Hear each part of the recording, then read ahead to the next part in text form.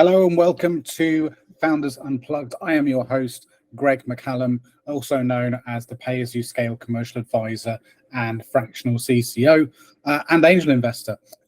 Before we start, just wanted to let you know all these conversations are, completely voluntary by the founders who are involved. So please give them some love. They're very busy individuals, and they're taking 2 hours, up to 2 hours out of their day to come and sit and chat with me about themselves, about their businesses, and about all other kinds of stuff. So it's a bit of fun. It's a bit of an experiment. And really enjoyed the sport so far. So thank you so much. But do show them some love. Look in the description on whatever platform you're watching this, and you will find links to them for their LinkedIn profiles and also the projects and the startups they're working on. So do go and check those out. And while you're at it, maybe give me a bit of love too. I do this as something on the side to my main business. I run a company called ThinkWork, like I said, where I am the commercial advisor and fractional CCO. And so if you're looking for any advice, I also do free commercial advice for those for 1 hour, up to 1 hour. But that job allows me to do this. So I guess you could say in some ways ThinkWork is sponsoring this episode. But look, thank you so much. Enjoy the episode. Please do show love and appreciation for them. And of course, for this episode, if you enjoy it, like it, subscribe, share, all that sort of stuff. Comment below. That lets the algorithm know that you're engaging with it. And maybe you can suggest some people that should be on the show. That'd be great to have them on. And they can also use the form in the description to apply as well. So yeah, without further ado, I've talked long enough. Enjoy the episode. Thank you. Bye-bye. Founders Unplugged, hosted by Greg McCallum.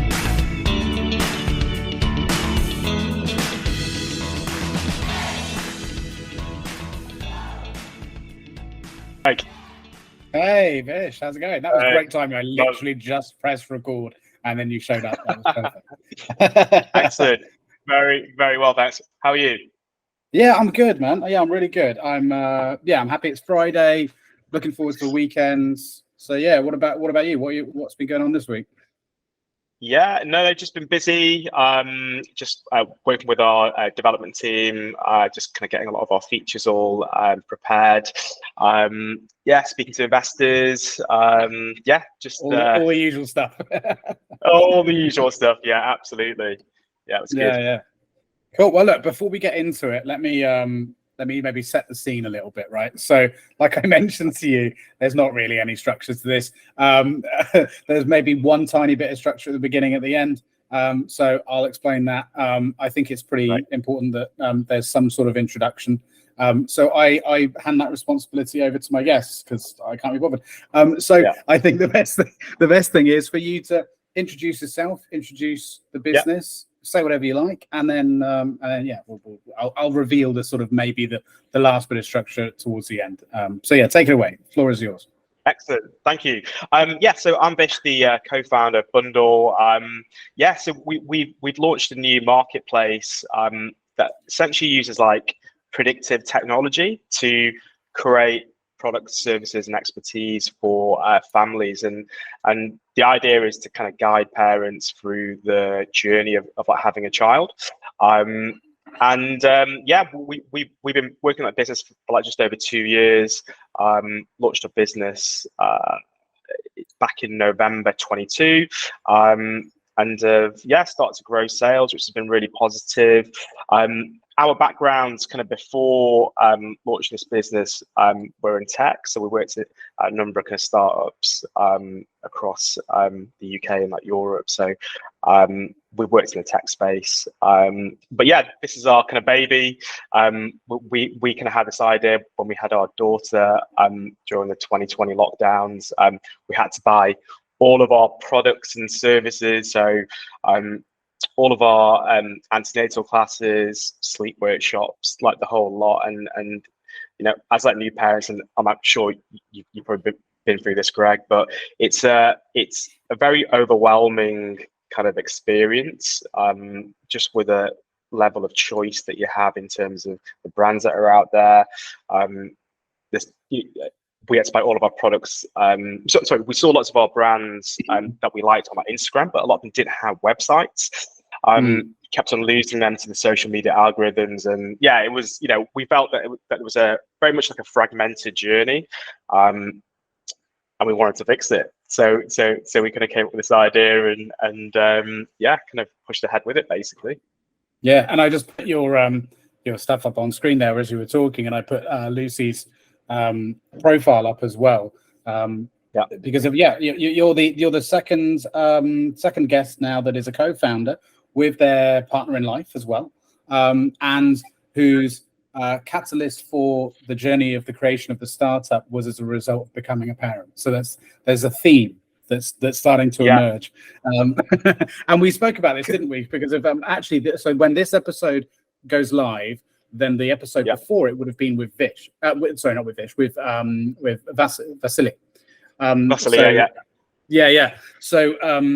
So this is a good follow-on one from that, actually, because we met at the event that he put together, the London startup scene, which we talked about in that episode. But I know spoilers, you'll have to watch it to find out what we talked about. But I was kind of blown away that he managed to achieve what he did in just 3 months. I didn't realize that all of that had only been running 3 months. It's crazy, because it was crazy busy and hugely popular.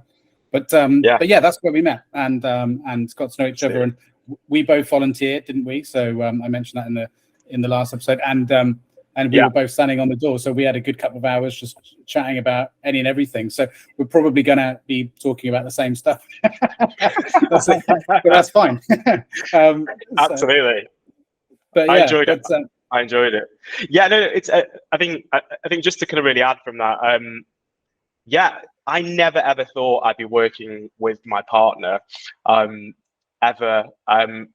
She's an amazing person, and she's been instrumental in like our business. But yeah, it's something. If you asked this question to me, 5 years ago, would you be setting up business with your wife? I probably would have said.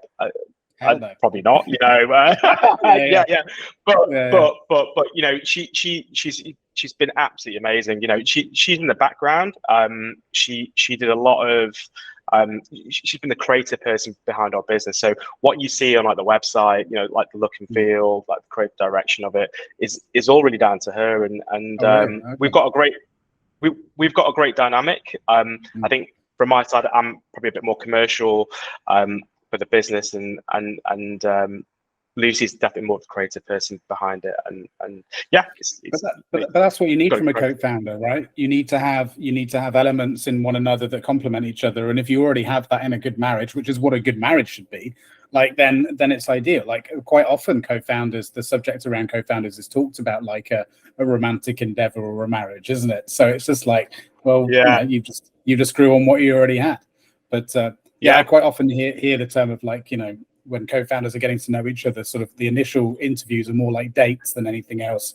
And then you've got to see if you can live together and build a family together, because of that's pretty much what it is, right? Absolutely. I mean, just to kind of just take a step back, when we had this idea of our business, we were in lockdown. So we were stuck in our flat. We had our amazing baby. It was an interesting period because we had this this big task ahead of us. We created this opportunity. We actually started working with a company called Hyper, which was they were our tech incubator company, and they kind of helped us take our kind of idea to then develop it into like a prototype, get us kind of like investor ready. We built our landing pages.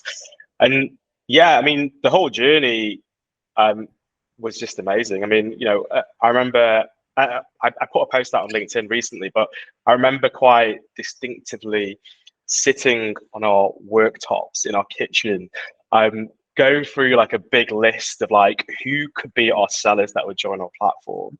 And I remember like literally trying to contact these sellers on like email initially, and the feedback was great. Some people didn't respond back to straight away because we were just a concept at that point and hadn't really launched. So it's a lot more challenging and like difficult at that point. But in the end, we just got on the phones and repeatedly contacted sellers, and I think they probably liked our kind of determination and enthusiasm, and I think really the passion really at that point, because when you've got an idea, it's about how determined you are and like passionate you are about the business, and ultimately the problem as well. We both come from kind of like startup background, so for us, there's always been fundamentally, how can you solve the problem in order to, how can you solve it? Success will come later on. But because we were first time parents, we lived through that experience and went through those experiences of being frustrated with the existing experience, existing shopping experience, should I say so? Yeah, because you're right. It is really fragmented. You're all over the place trying to scramble and get things from Facebook, from Amazon, from it's all over the place. Which is interesting because I had Jess Potter on recently, who is the founder of Used and Loved, who similar. She had that's the example I gave, a couple who founded a company due to a similar experience, but their approach was because they wanted to buy stuff exclusively that was used, because they're very very conscious of the environment, and so they didn't want to go out and buy new stuff. So their approach is slightly different. It's not exclusively aimed at sort of baby apparel, let's just say. It's kind of everything. And another sort of thing where she explained it the same way. She was just like, we're going through this problem and we're experiencing it, so we know that it exists. We can feel the pain of it. There's no easy way of buying secondhand stuff. So it's the same sort of concept in the sense of, you're living through that problem, and then you can't. Well, how does that conversation go though? Like, how does it go? Like, were you sitting on the counter when you were talking about it? And it's like, how do you not how is it? Who came up with the actual idea? Who said it out loud? And how were you? Did you avoid the other person kind of just going, yeah, that would be a good idea, wouldn't it? And then it just never being spoken about again. Well, so Lucy was the brainchild actually behind the actual idea, right? So she was the one who. So she was the one who was actually buying all of the products for our child. So it's the same I dabbled into it, but she did a lot of all the shopping. So I was with her and knew the experiences that she was specifically having. So it's a fragmented use journey, etc. And she kind of sat on the worktop and just said to me, I get so frustrated with existing experience. I wish there was just one place where we could do it. She always knew that I wanted to create and launch my own startup. I've been thinking about it for years, but you have to find something, as in, you need to know what you want to do, right? And also you probably need to live through that experience or a problem. So in my head, I'd always kind of was like, I'll definitely do it at some point. But the whole experience of being in lockdown, I'd reached a kind of certain point in my career where what I learned was great, but I just hit a ceiling. But Lucy said to me, why don't we just, we should look into starting our own business, and we were just open to it, and we both agreed to it. So it was quite an easy kind of conversation to have. And she actually said to me, she was like, you should go ahead and lead this, because you've got the tech startup experience. You're quite scrappy. You've worked in those environments before. So ultimately it was an easy call, really, and we quickly moved on it. And she knew that was our next direction, basically, for us, as both a family and as a future business. I like what you said as well about how you were just sort of relentlessly picking up the phones to people in the early stages, messaging people and getting, and the passion comes through. I think we spoke about this before, and I probably mentioned this in every single recorded episode so far. I'm a huge advocate of founders becoming skilled in the art of sales. It is so essential, and that is what the skill of sales is really about. It's being kind of relentless, letting your passion come through in the way that you communicate, and just not giving up. And that's basically what sales is. It's not this sort of mystic art or science of that a lot of sales gurus try and make it out to be. I've been guilty of that in the past, until it's sort of, I realized it's not that at all. It's just having the confidence and the passion to go out and relentlessly ask people, do you want this thing? Do you want to get involved? And, yes, you are speaking with vendors. You're not really selling them something in terms of, in return for money, but you are selling them the idea.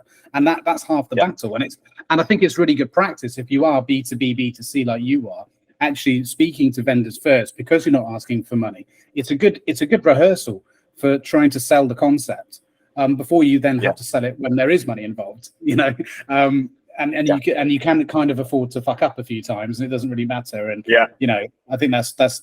But yeah, it's just really interesting to hear you say that. But I remember we spoke about that before. Like you have something of a sales background, don't you? I think. If I remember correctly.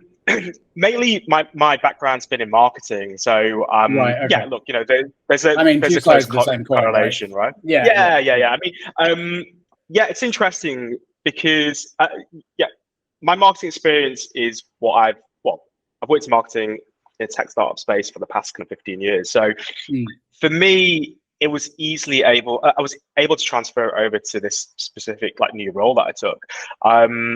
One thing that we did do before we were actually speaking to trying to get sellers to sign up to us, we did focus groups with our sellers. With different sellers who weren't sellers at that point. And we asked them questions in terms of how they felt, about appearing on different platforms. What were their kind of specific pain points? What were their frustrations, etc. And a lot of them kind of came back to us and said, we used to be on X site, but we don't get enough visibility anymore, and we felt quite cluttered in the existing sort of landscape. So we kind of obviously took this data back and feedback, and we should create something that's super simple for as in our platform, that makes our lives easy, that makes parents' lives easier.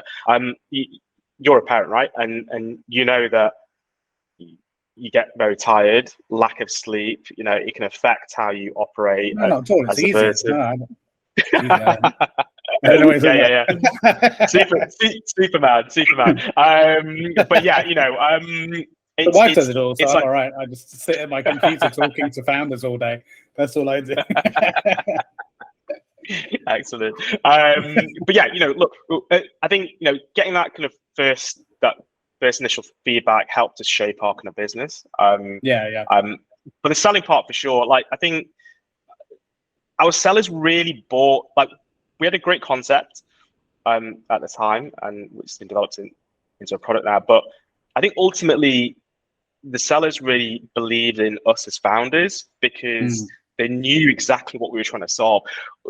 There are businesses out there that want to make money, right? And every business does in the future, right? But I think the people who are building a product that's designed to solve a problem, not just make money, right, is really important, because the success of a business, you will make revenue from building an amazing experience for customers. But you're also doubling that problem solving in a sense, because like you said, you went to the vendors and spoke to them and asked them what are their pain points. And I think that's really interesting, because I think a lot of mistakes that B2B, B2C platforms make is they're so focused on the end problem, the end solution, that they forget that actually there's a lot of competitors out there, there's a lot of similar products, and they can cause a lot more stress for the buyer, for the vendor as well.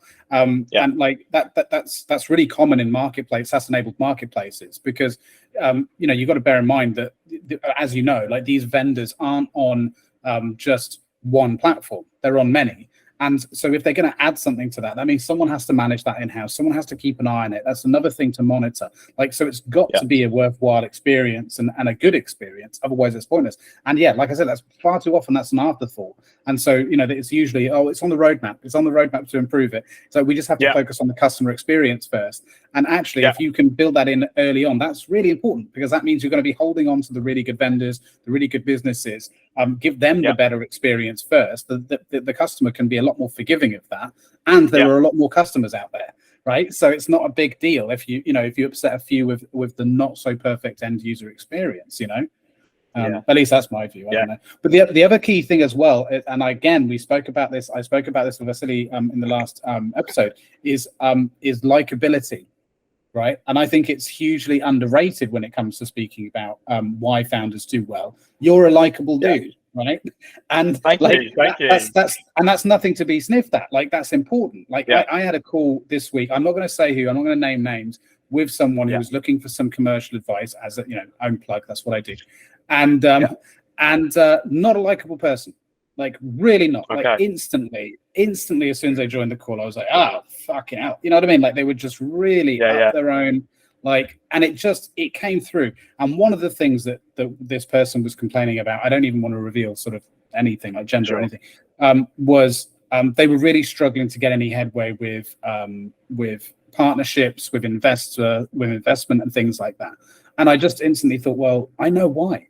Like your product may be great, you might have a great idea, and it was all on paper. It was great. Yeah. That's what got the meeting, and that's what was getting this person a lot of meetings with some very big names. And this person was just confused. Why isn't it moving on to the next step? What advice can you give me? And I had to be pretty blunt and say, I think it's you. Like, I'm sorry. Like, you're not going to like that, but I think it's you. And I think you need to work on your communication and your body language, and like because of just the way you join this call and like everything like that. It's like, man. And if you can't do anything about that, then you need someone else to take the reins on it, because this isn't you. But anyway, wrapped. That was a compliment. That's thank you very much. That's quite nice to hear. I think so. From our side, at least from what I know so far, anyway. Unless you're like a closeted arsehole, I don't know. You might be, but. I think I'm a pretty good judge of character. I don't think you are. So Thank you. By the way, we can swear on this if you want. In case you haven't noticed, it's fine. I don't really care. So no, all good. Good points to make. I think from our side, because we've worked at so many different. So we've also worked at agency side as well. So right at the start of our journey, before we even got into working at tech startups. So we've got the experience of working with clients, flipping it over, then actually working for in-house brands. So being on like the other side. I think ultimately, likability is super important. You also need to have a great product, right? But I think as well, being humble is really important. I think not being arrogant. We're just confident in our business. We know where it's going. Like we know that the people that we're speaking to right now at the moment, even our customers as well. I think again, I put a post out to LinkedIn a while ago just to give an update just in terms of where we are as a business. But we literally picked up the phones and started speaking to our customers and asking questions. We're like, look, we're a brand new startup. We need to develop our products even further, and your feedback is crucial to help us to get to that point. And picked up the phone, spoke to them. They were like, "Oh, you're the founder of bndle." It's like, and they just gave honest feedback. About our business, like things that might need fixing. Could be a checkout, feature, etc. And the great thing about working at an early stage business is that you can act really quickly. We're working with a great technical partner who are very quick with the turnarounds of the features that we ask them to do. So it's really, really good. And I remember I used to work at a insurtech brand, and one key thing that we did do right at the start, it was a seed stage business, and the one thing that we did do was pick up the phone and speak to our customers, and we learned and built a trend based on like the feedback that we received. So super important, super important. And again, that's another experience that we had. Yeah, and that's another thing. I remember when you first told me that, when we first met, my face kind of lit up. I was like, oh, I'm so glad to hear that, because it's something that I think I told you at the time I talk about a lot, is this idea of sort of building almost like a community-led product. That the early adopters are the ones you should be speaking to, like as soon as possible too. Like as soon as you see that they've checked out and paid, it's like, right, hey, how was it? Like, while it's fresh in their mind. Not like a survey, NPS score, stuff like that. Yeah, those things hold value too. Very good for getting an overall snapshot, but generally a bit, I would say, later on. But actually speaking to people, man, you can ask them questions. You can navigate a conversation a lot more organically and discover things than you can do from sort of very, very formal sort of a process like a questionnaire or something, which can only reveal so much. So I remember being so glad to hear you say that, because it's something that I encourage every single one of the founders I ever speak to, whether I'm working with them or not, to say, make the time to do that. It's hard. I know it's hard to make the time to do it though, because you've got so many places spinning, right? But I think it's so important. Totally. And it sometimes it can be a little bit out of like certain aspects of being a founder can push you out of your comfort zone. You know, I think again, you know, one thing I had to do quite recently, we signed up like a growth agency to help us sort of scale our business over like the last sort of 3 months. And one of the key things that they said to me was, we need to video you, or you need to do like UCG content on like yourself. And like before in the past, I like ran marketing teams, so I had like teams who did that. But it just flipped, and I did this video, and the founder of this agency came back to me and said to me, "You are such a natural at like selling your product." And I was like, "I don't think so." He's like, "No, you are definitely." But I think it just comes naturally, right? I think when you believe in your business or you launch business, you're really passionate. It comes back to passion again, right? You know, passion is the thing that will get you from A to B, you know, and like further down. And I think it's the antidote to lack of confidence in general, right? When you're passionate about anything, like then people come out of their shell and anything. That's one of the main sort of motivations behind this format of what I wanted to do as well. Because to some degree myself, I knew I needed to put myself out there a lot more and sort of, you know, work on my own brand.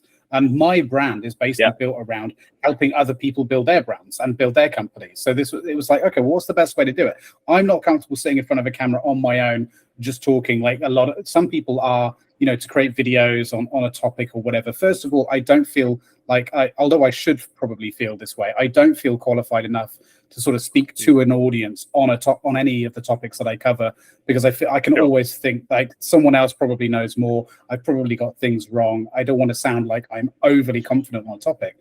But second of all, who the hell wants to just watch me? Like, you know what I mean? Like, sure, you know, I think I don't have as much to offer as the people that I bring on. And it's a lot more organic. It's a conversation. We can relax. We can chill. It's like, you know, we don't have a script. We don't have to hit certain key phrases.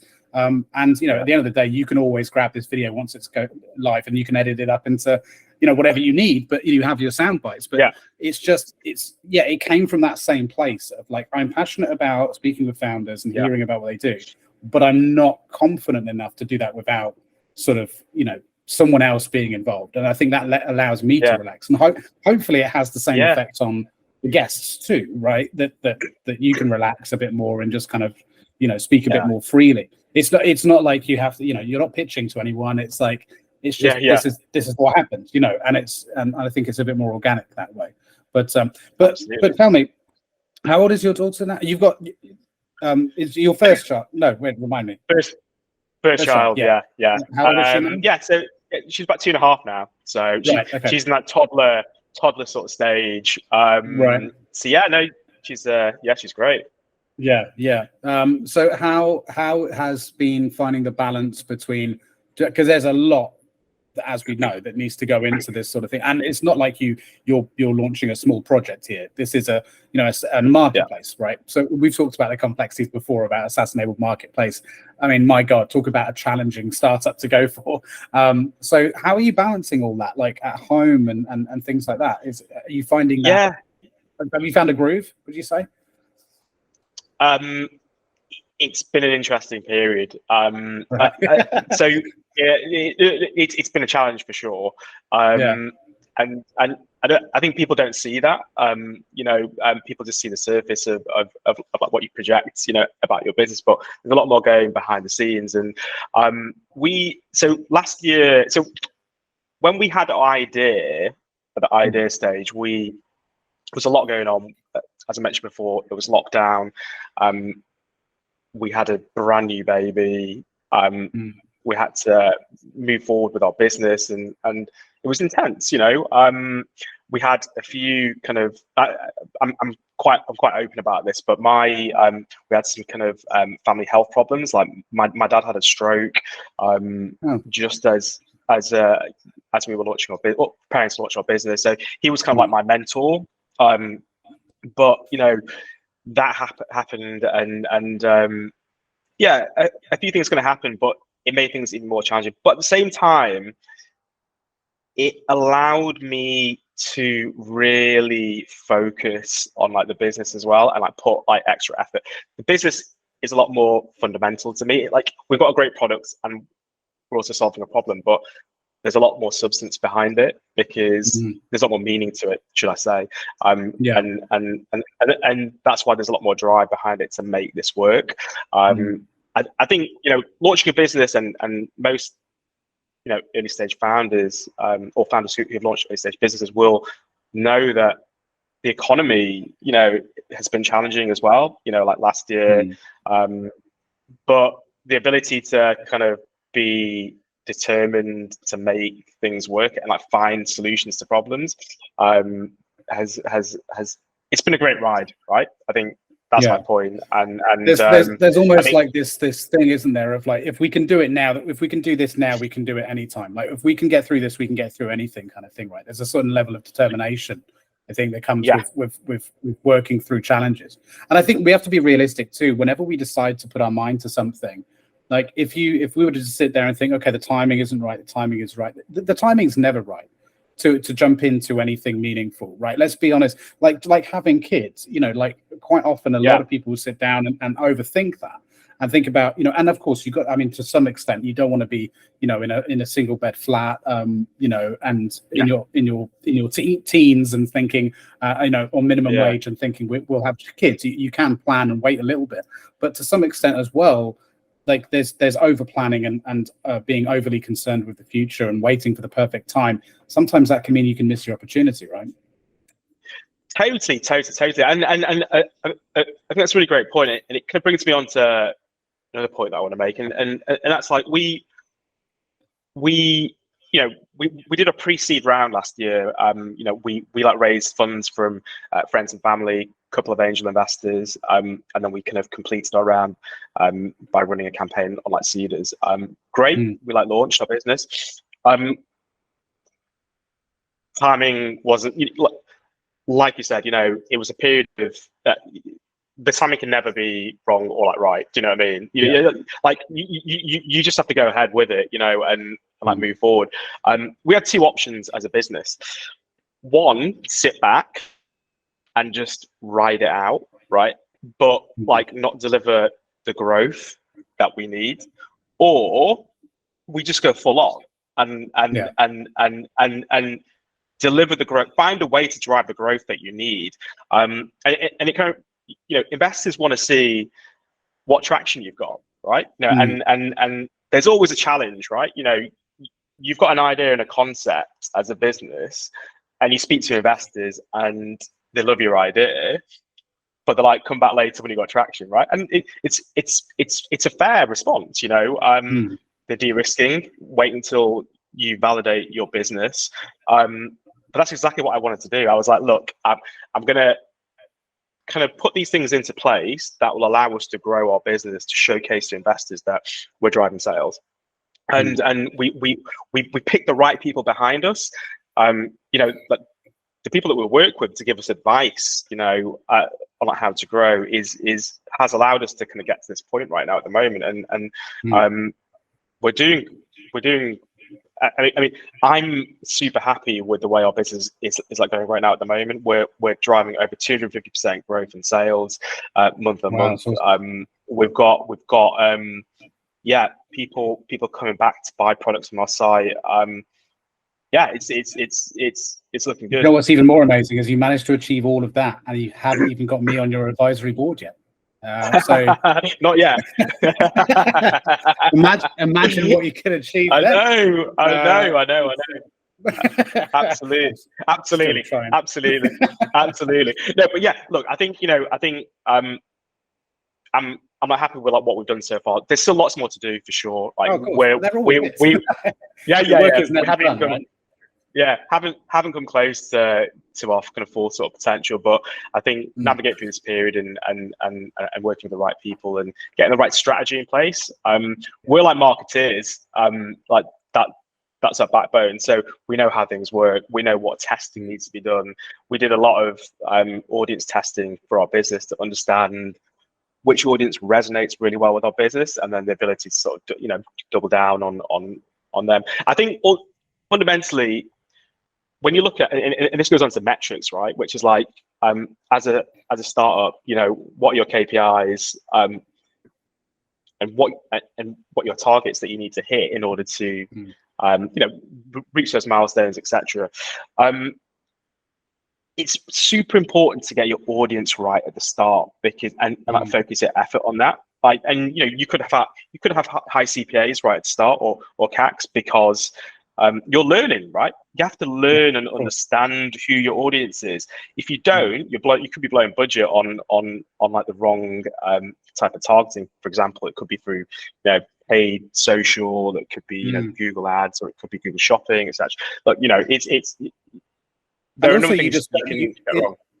Yeah, exactly. And in that process as well, you kind of discover not only who your audience is, but who your audience isn't, right? Like you said, but then also kind of that middle ground of who the audience could be in the future, right? Of okay, well, actually, we've got potential here, and here, maybe later on as well. So it kind of creates a bit of a commercial or marketing roadmap, if you will, for how you can expand the organization at a later date, what other potential revenue opportunities are down the road, and that can really feed into your whole strategy. And even when talking to investors, we've done this level of commercial exploration, which is obviously good for understanding the market, but it's also then revealed us this whole new set of information which we're excited to explore in the next phases of our company in terms of revenue opportunities. And that is like music to investors' ears. Not only that you've taken the time to do that research, along, especially if it's put together with the traction that you're talking about, the big T word,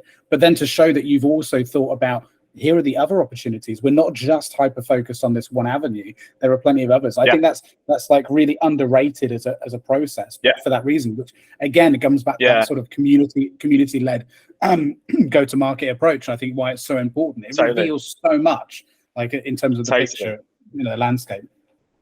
You said something earlier as well, which was interesting about how like it's quite quite a personal journey, right? There's a lot that's gone on in your life when building the company, and I think I find that really interesting, because we hear a lot about this is a bit of a tenuous link, but it kind of just happened in my mind when you were talking about it, about how when companies are trying to hire, they're trying to look for people with who are just as passionate as the business owners, who are just as entrepreneurial in spirit and all that. And I think the reality is that you can never really find anyone that has the same level of passion for your business as you do, especially when it's as personal as most successful businesses really are. The passion can be infectious, like we talked about. I think that can to a degree, but just like you've worked in startups before, like how many times have you heard the spiel when you were, in onboarding, like, oh, we want you to be part of the family, and like, you're just as passionate about solving it. And reality is, you might be a little bit, but it's not your business. Like, you know what I mean? For sure. Ultimately, it's a job, for sure. And that's really hard though, isn't it? Because like you are so passionate, but it's like coming to that realization that no one else is going through the journey you're going to build that company. Someone who's going to join now or in 5 years time has no idea what you went through to get there, so they're not going to have the same appreciation for it, right? It's a tough thing to get across. Totally agree with you. I remember, so when we were trying to build our seller partner kind of base up for bndle, I remember speaking to there's a guy called Tom West, and we used to, he's a CEO of Hype, and I remember chatting to him about our approach on how we get them on board, and he was like, it's only going to be one person who's going to be able to sell it so well, and that's going to be you, basically, because you're the one who's the most passionate about business, right? Look, it's like one of those things, and it's allowed, like, for me to do that. It allowed me to understand a lot more about our partners and like what they need, but also and how we can build it into our platform. Look, everyone knows, as a founder, you have to wear so many different hats, right? We talked about this a few weeks back, and it was you have to do your finance, you've got to do the funding, specialist generalist, just put in that. Absolutely. But for me, it's great because it's allowed me to learn a lot more as well. So different sides of the business, different functions, etc. It's all of it has been a it's been an amazing experience. Like, I would never ever change anything about what's happened so far, because it truly has been one of the best experiences that I've had so far in my life. Even though it's been challenging, it's been the best. Oh, it is. It absolutely is. And I think even for some and I'm not saying this is going to be you, by the way, but even founders that I think don't succeed in their ambition, that I've never met a single founder that has attempted and not succeeded, who's walked away and regretted their decision to give it a go, because, like you said, they learned so much along the way. But this is another reason why I love doing these episodes, like, since I've started them, is because it's giving people the opportunity who are hopefully watching or listening to this, which is still, small numbers for now, but who knows, by the time this comes out, it might be different. It gives them an opportunity to get to know you, to get to know the founder, and understand that there's that personal connection with the business, that there was blood, sweat, and tears that gone into it, some events that happened during the process, that it's not just someone sat down and typed into ChatGPT what's a good business idea. Like, there's more to it than that, and I really like the idea that other founders can get inspired by that to come up with a business idea that is personal to them and not just what's hot, because I think that has more chances of success. But then also potential investors and things like that who feel, because as we know, the best sort of pitch is one that tells a story, right? And I think there are some elements of a personal story that has to come through, as well as that sort of this problem, this is the solution kind of thing. There has to be a sort of a person, because that's how we connect with social animals. Like, it has to be on that level. Absolutely. So I'm hoping this has that sort of effect too, to some degree, and adds to that narrative out there on the big old internet, which is very busy and noisy. Hopefully give bndle a bit of a just makes more noise for you and for bndle, really. Amazing. But what's the next stage now? You were saying obviously there's still a lot to do. Like, what's round the corner? What's happening? Have you started a new raise? Is that right?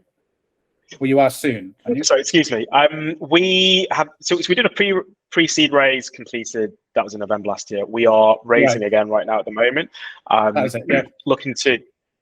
So currently raising. So we completed our MVP. See, that was a great segue then, because I was just saying, investors could be watching right now and they'd get to know. So, in any investors watching, invest in bndle. Come on, what the fuck? Absolutely. So yeah, absolutely.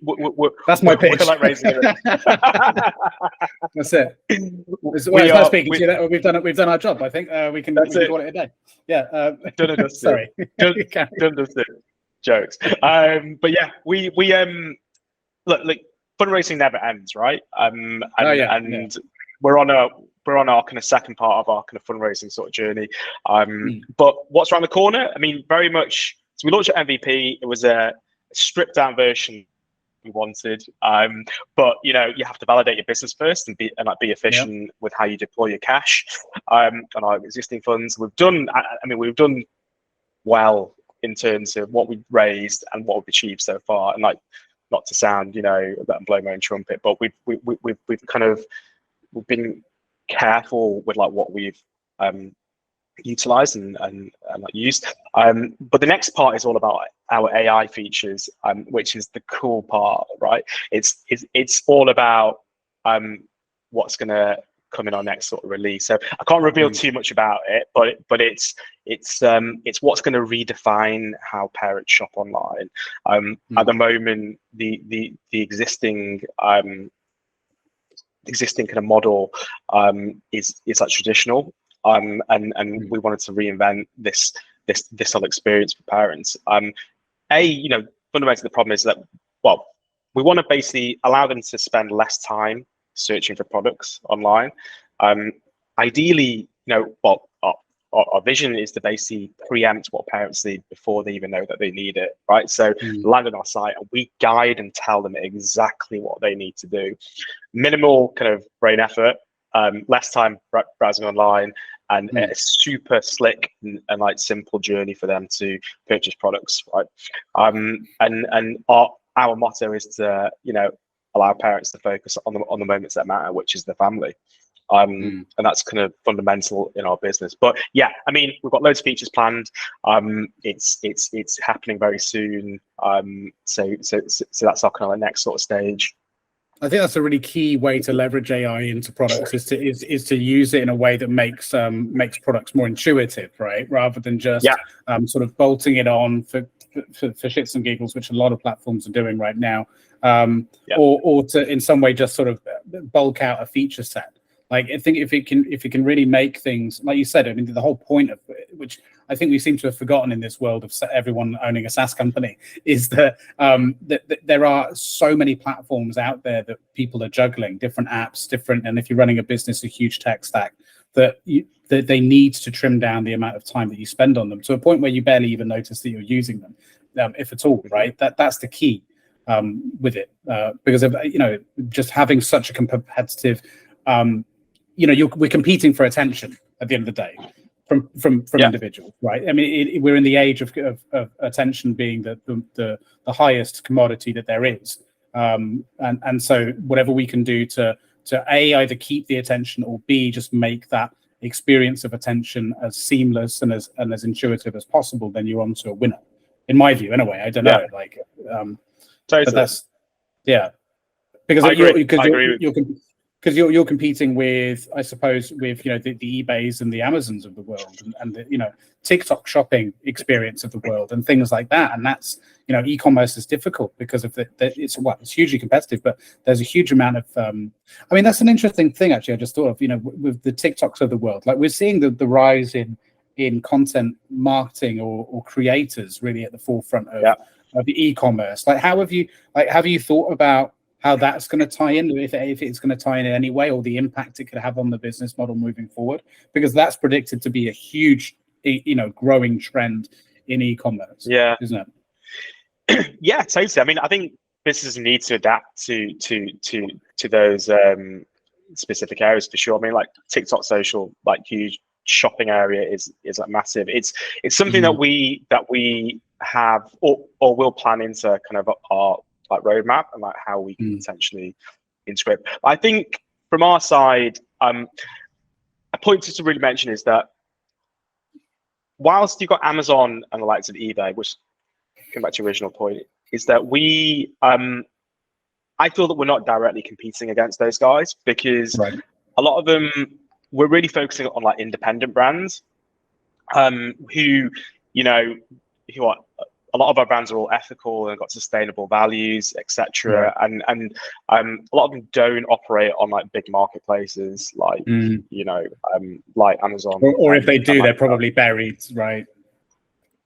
Yeah. And I think from a social impact as well for our business, we're fostering, supporting in local independent brands. I think there's a stat that like every £1 spent on an independent brand, over 50 pence gets reinvested back into that specific local economy of the area. So it's huge, and the reason why our independent brands love us so much is because, well, hopefully, is that we are supporting them, in this way. We're providing a platform for them to grow and scale. Like these guys, haven't got the budget to spend on TikTok, or well, some of them, like should I say, not all of them, but some of the early stage ones. But by providing a platform like this that uses technology and AI and machine learning to get their brand right in front of the right consumer at the right time,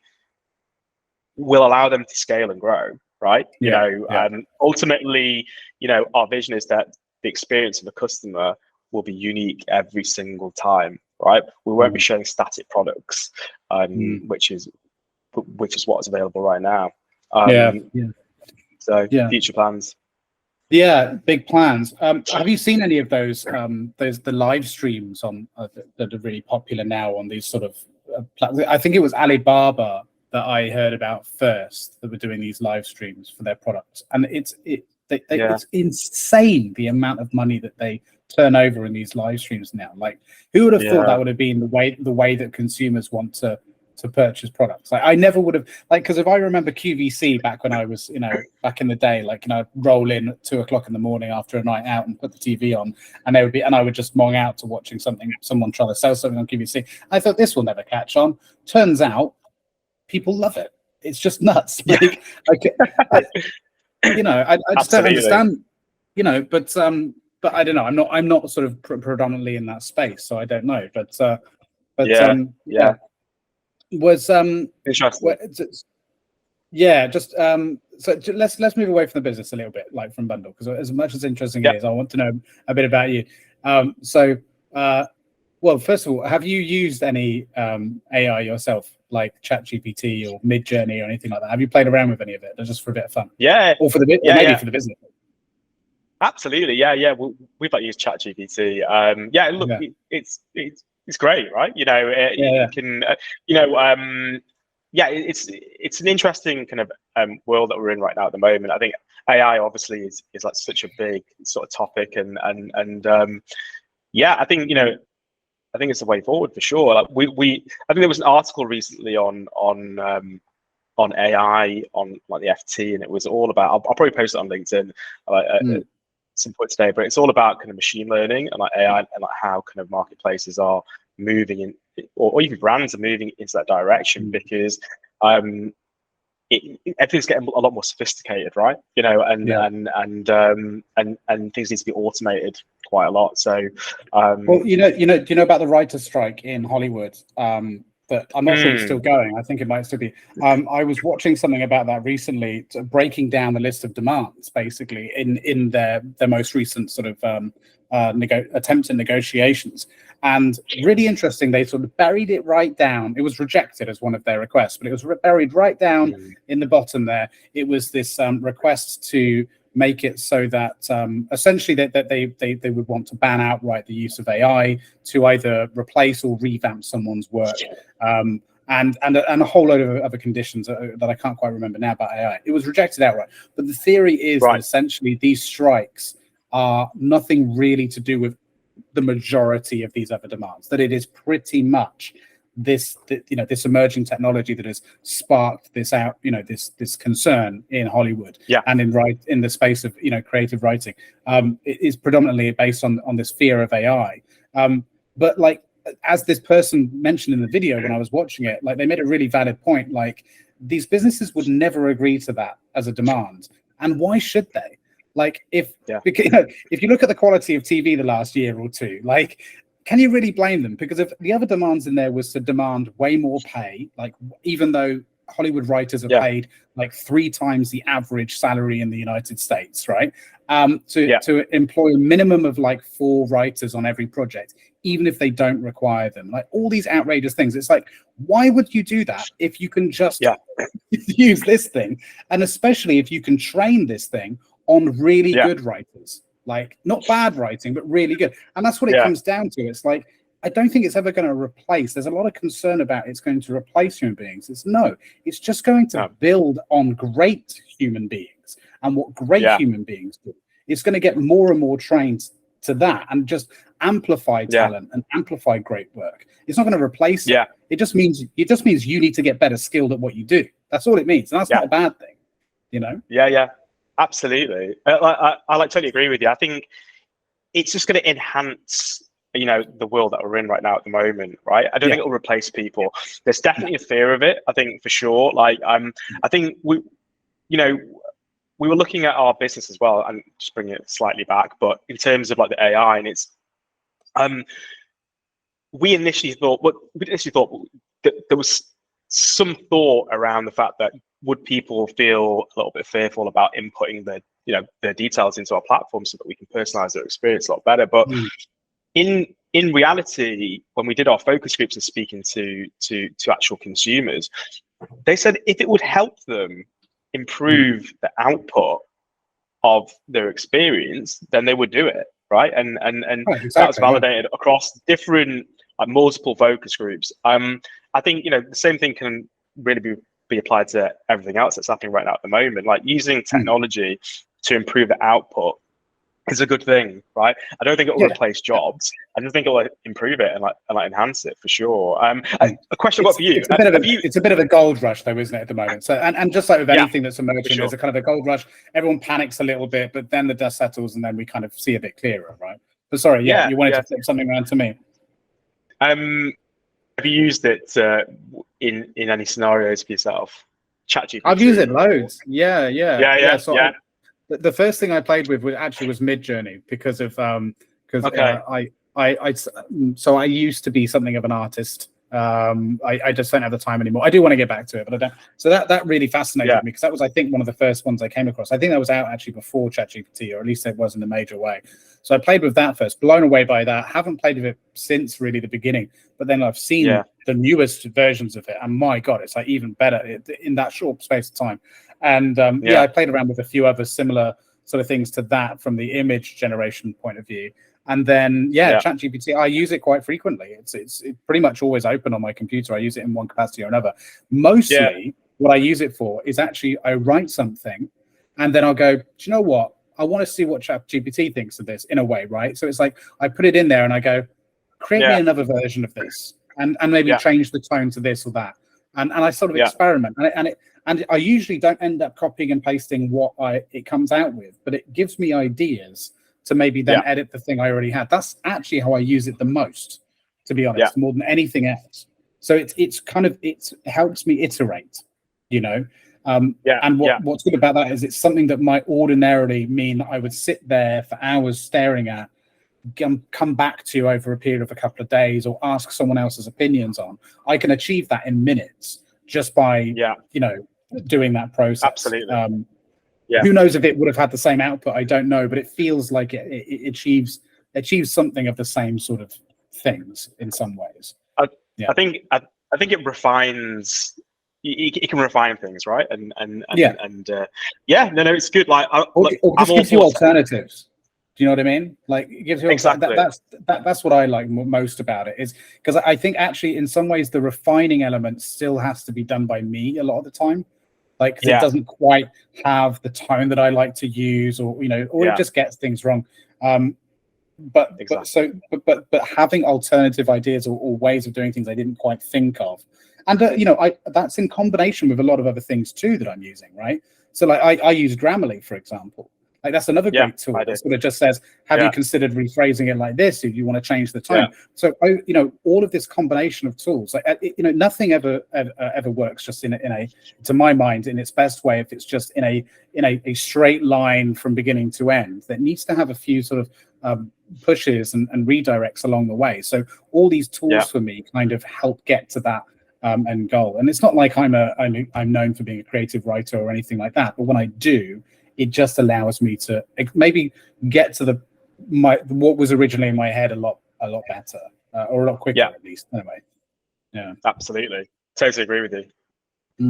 Definitely. So, but I just find the whole subject hugely interesting because, like I just touched on there, I think there is a certain level of panic that happens when these things happen, and a bit of a gold rush, and then the dust settles, like I said, and then things sort of become a bit clearer.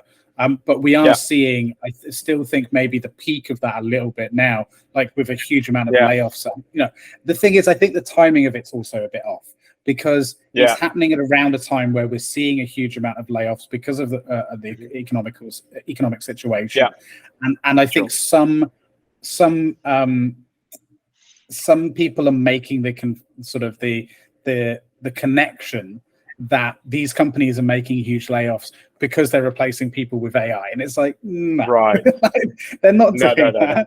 Like, people aren't like you don't just turn on ChatGPT and it says, "Hi, how can I run your company for you today?" That's not how it works. Like, people who journalists who are sitting there writing this, I feel like they're using ChatGPT to write it and then they're not fucking proofreading it before they publish it. Do you know what I mean? It's like, that's not how it works, man. Like if anything, employees are using it a lot more like I described it then. It's like it's to enhance your work, to speed up your work, to encourage output of work.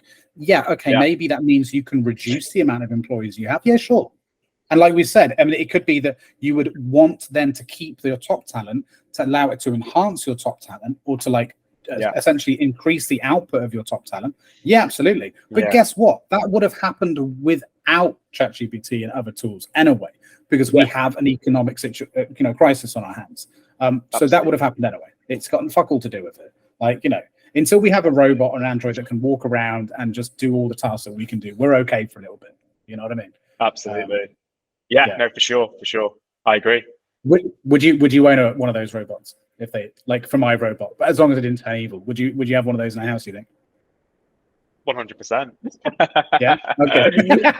But the thing is, I suppose we're probably the wrong people to talk about this, because we clearly embrace technology, because we're in this space, right? So like, ask our grandparents might be a slightly different reaction. Like, for sure. My brother would say no for sure. I'm all for fostering technology. As you said, we do work in space, so yeah, that's all good. Yeah. What's sort of other technologies are you interested in? So, like, as a bit of a hint, like, gaming chair and stuff, like my PlayStation headphones.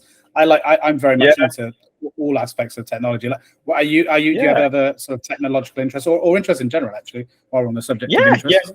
Yeah, totally. I mean, like, definitely like a tech sort of type of guy. So, wireless products, anything that just makes my life a lot more easier, really, to be honest. I think, like, outside of tech, I think my interests really lie in like keeping fit and like making sure that my mental health is at a good sort of level. I think as a founder as well, you tend to run yourself into the ground at times and have work overload, etc. And I've been typical sort of person, like founder, where I've worked non-stop, and before I had like a set kind of program in place where I'd get up in the morning, go to the gym, come into work. But since work has obviously become a lot more intense, there's been periods where I just haven't been able to go and work out and like clear my head, basically. But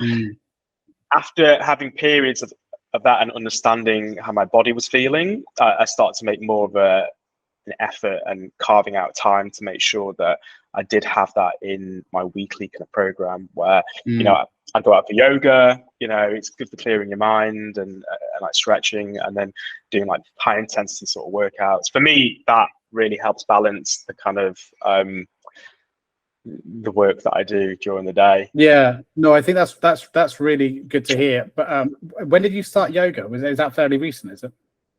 No, I actually started a couple of years ago, but I'm by no means like an avid person who goes to yoga a lot. But because I'm thinking about it, that's why I'm thinking about going. Because there's a yoga class just literally across the road from me. So we've got a gym and they do a yoga class. I'm thinking about it, but I'm not sure. It's for me. I'm not particularly flexible, so I don't know. Yeah, I usually go to Barry's boot camp, which is it's like quite high intensity sort of workout. So well, like circuit training, that kind of thing, or like indoor kind of. You do like running on treadmills, and then you do like weights afterwards. But but yeah, there's like one in Euston, so it's just handy for me to walk over to King's Cross as well and head over to our office. So I think No, I was just going to say it's the really difficult thing, though, isn't it? When you run your own business, because there isn't really a start and end time to your work. So inevitably what ends up happening is you're just always working. And like with time and experience, I think you start setting up boundaries. But I think most founders I speak to that have gone through that have said, I wish I'd set myself boundaries earlier. Like, I wish when we started the business, we had sat down and actually made that one of the core founding principles of the company, that we start at this time, we finish at this time, that we prioritize our mental health. And like, I hear that time and time again. I don't know if do you share that sort of same sentiment, or are you quite happy with the fact that you maybe found that more organically, or maybe you did have that at the beginning? I don't know. Is that something that, how did that work for you? Yeah, I mean, so one thing that, so Lucy, who's our co-founder and my partner, she always said to me that you have to make sure that you don't work yourself to the ground. Like we both share our work, but it's there's a time period where I have to leave the office to go and obviously spend time with my daughter, basically, which is I absolutely love doing that. but I just think it's easy to kind of get yourself into, that work sort of mode and like forget to stop because you're so passionate about your whole business. And if you've got a set amount of tasks that you need to do, it's easy to do that. But my wife's quite flexible as well, and my partner, she's quite flexible. But like I said, we both sort of share the workload. So I'll tend to do a lot of work during the week, and she'll cover off the weekends as well. It's tough though, isn't it? Because there's this kind of like thing in the back of your head that's like, if I don't do this now, then A, no one else is going to, but B, like, then we're not working towards our goal. We've got a big ambition. We've got this thing. We've got to push towards it all the time. Push. But what I've said to founders before, like directly, like as a quoting myself kind of scenario, is if you really sit down, like say it's 8 o'clock in the evening and you're about to jump on the laptop to type that, check your email and do this and do that, think, if I don't send this email right now, will the business collapse? And if the answer is no, then don't send it. Enjoy the evening, spend the time, you know what I mean? And that's the thing though, it's really hard to do because it's not so much thinking just, about, you're thinking about the big picture, right? You're thinking about everything all at once because that's what we do. Actually you need to, I think, take a step back and just think, if I just, these 5 tasks, yes, it would be nice to have them off my desk so I don't have to worry about them in the morning. But right now, the here and now, I'm not spending time with, my wife or my kid or whatever. And that is more important. And that's a really hard thing, I think, to pull yourself away from over time and have that sort of perspective, right? Absolutely. I think we might have been had this conversation before. We've got 2 advisors for our business, and one's a lady called Jen, who works at Etta Loves. Like, she's the founder of this really successful business, e-commerce baby brand. And Dave, who used to be head of DoubleClick at Google, but he runs his own kind of e-commerce store for watch straps. I'd always set myself these deadlines, deadlines to get stuff done. And I remember just before launch in like November, Jen said to me, she was like, "Do you need to set these deadlines? Because like, you're the founder here. Like, it's only you that started doing this here. Like, does it matter if it, like, a feature goes out like the following week or etc." And it's made me think a little bit that you just add loads of pressure on yourself. What impact is it going to have really if things are delayed by a week or a few days or like a week? Probably minimal. Like, it depends the actual the clarity of a task, etc. But I do remember us talking about this before, and I think I said, I'll say what I think I said then, which was like, I think I agree with her, but at the same time though, if that works for you, like, because everyone works differently, right? So it's like, yes, maybe don't be as hard on yourself and give yourself as much pressure, maybe a bit more flexible. But at the same time, certain people work very well in that sort of structured way of approaching things. And I kind of admire that, because if I don't do that nearly enough for myself, and I probably should, I'm more of a, I'll get it to you by the end of the day kind of guy, So, it's different for everyone. Everyone works different. And if you don't have, and in fact, that's almost the opposite end of the spectrum, actually. There are founders that I've encountered that really struggle with actually committing to things for themselves, for their own business, and end up being actually quite flaky and don't really get things done because they can't really hold themselves accountable. And that's actually what I spend a part of my time doing with some of my clients, is actually just being more of an accountability sort of element to them, to hold them to that, because if they don't have that sort of that self-discipline, right? So I suppose that the ideal scenario is a happy medium, but everyone works differently. So if it works for you, it works for you, man. It's one of those things. Right? Yeah, totally. But just don't be too hard on yourself. Yeah, absolutely. I think, I think also as well, it can be sometimes hard to switch off, because as a founder, you're always constantly thinking about the next thing, right? What could you be doing in order to enhance your business? How quickly can you get this done? I've recently been away, just over the bank holiday weekends. It's very nice. Yeah, it was good.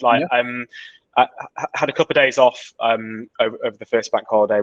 We had an agreement that I took a little bit of time out because it's been working pretty solidly. And then even during the week, where I was working, it was good. But even the weekend, I still managed to drop in the chat quite a lot about our business, and Lisa was like, "You need to stop it for like a few more hours." But look, again, same story, right? You're just passionate about your business, and it's hard to sometimes switch off. But I think it's really important to do that, though. I really enjoyed our break. It allowed me to spend more time with my daughter, which is who's ultimately been the brainchild of our business. And I actually noticed that the more time I actually spent with my daughter, there was more of a bond again. She was more reactive to myself because look, founders work 24/7, right? And spending more time has a better impact with your relationship with them. So it's been nice. But I'm kind of quite refreshed, and it was nice and sunny in Spain. And but yeah, it's looking a bit cloudy in the UK. Because I remember you were going a couple of days after we met, I think, weren't you? It was that weekend. So, and I remember you saying, "I'm gonna bring the laptop and I'm gonna try and do a sneaky bit of work." And I was like, "Oh, be careful." It's tough, man. But do you know what else as well? I think really adds to this whole thing, and on both sides of this spectrum as well, is like, and I have talked about this before at length, but it bears repeating. Is there's a lot of, and LinkedIn is kind of partially to blame, I think, for this, but the hustle culture, this idea of like what it is that you need to be doing in order to achieve what you set out to as a founder and things like that. And I think that does apply a lot of external pressure in some ways as to what our perception of running a business should be, and that it should be like working 24/7 and, in some ways sort of putting other things, personal, social life on hold and all this kind of thing. And while I agree to an extent that you do need to work your ass off, I don't agree that it should be at the sacrifice of these other elements of your life, because at the end of the day, like we spoke about, we're social animals. Our family is important to you. May not even have kids or be married, but you still need to hang out with your mates or whatever it is that you need to do to remember to enjoy life. Otherwise, but it's just hard to find this balance. It's just so hard. Like no one really knows the answer. The only person that knows the answer is you, right? As an individual. Exactly. I think I've definitely I've definitely gotten better. I think in terms of managing my time to take that little bit of time out. Also as well, recently, so we launched our business in like November, and I spent solid months just trying to get the business off the ground and like focus on driving sales. Like that was my kind of ultimate immediate goal. But I just started to get back to kind of like going to events, and actually, we were at Vasily's kind of event recently, but whilst we were both working, it was also a great experience to connect with loads of people and also just sort of socialize as well. So I kind of found it didn't feel like work, did it? Like it was going out and having a night out almost. And just meeting really nice, well-minded people who feel passionate about everything really, and I met some really great people throughout networking who are currently helping us as a colleague, partner, etc. So it's all great. I mean, it's great to connect with you and obviously be part of this experience. So I think for me that's been quite important to do, and I've actually really enjoyed it as well. So I've been making more of an effort to meet people. It's interesting because I spoke about this with Vasily as well. Like the fact that it is quite a lonely road being a founder too. It can be even if you do have co-founders like yourselves, like because I don't know, like, but do you have many people in your circle of friends that kind of you have maybe run their own businesses you can relate, or do you find it quite difficult to sort of be able to express the things you're going through, as someone, not only a husband and a father, but also a business owner. Do you find that a little bit more difficult? Yeah, I socially, mean, our friends, yeah, usually, well, they've all got their own jobs, and there's a couple who have got their own businesses. I think as a family as well, we just don't have a huge amount of time to socialize that much. So it's it's just lack of time at the moment. But so I mentioned Jen and Dave, who are our advisors. I actually used to work with them both like a long time ago when I worked in the agency side, like going back good few years, and I brought them on board because they've got a great experience in like the sector, in like tech, e-commerce, especially in like e-commerce as well. But also they're like my friends as well. So like they also just say it as it is and have that interest in my heart, to make this a success. So I really trust them, but I can use these bounce ideas with them. They've been instrumental in terms of how they've guided us right at the start of our journey, and like still currently it's helped us develop kind of our business. So we like bounce a lot of ideas. We have our monthly kind of like meetings, and look, there's been times where it's been uncomfortable, where like it hasn't been music to my ears, but I got them on board to tell me that, to be that type of person, so that we could improve our business. Like we wouldn't have gotten this far if they didn't come back with that type of feedback. I mean, it was brutal at times, and we're like, I had to take a step back and go, okay, maybe we didn't get this part right. Let's fix it right straight away. And these guys are scaling like their businesses. They're making millions of pounds worth of revenue each year, so they're doing something right. They must know what they're talking about. Yeah. But also at the same time, let's be clear, advisors don't always get it right. Like there is something for founder intuition sometimes that can't be accounted for. That's like, there's a rare situations that come up every now and then where it's just like, the advisors were completely off the mark. I've been wrong more times than I can care to admit or count. And it's like, okay, I didn't think that would work. You went for it and you made it work. Fair play. Like, I was advising strongly against it, but most of the time we're right. Not always. I want to give something a shout out really quickly. It just reminded me. You're talking about sort of the importance of refreshing and unplugging. I actually have one of these episodes scheduled. I can't remember when. I think it's next week or something, with a guy called Hector Hughes, who's the co-founder of a place called Unplugged. Have you heard of that? No, I've not. Unplugged. But it's really cool. So basically, it's this idea where I'm going to show it to you because maybe you might be interested in this as well. I'm going to put it on the screen here. Right. Bit of a shout out for another business that's another startup that's gaining quite a lot of momentum on it. So look, it's off-grid cabins for 3-day digital detox. Right. So you can go to these places in in these really beautiful areas. Look at that. Look how awesome that looks. Nice. So see what I mean? And you get these little things to lock your phones away, and they're just these little cabins.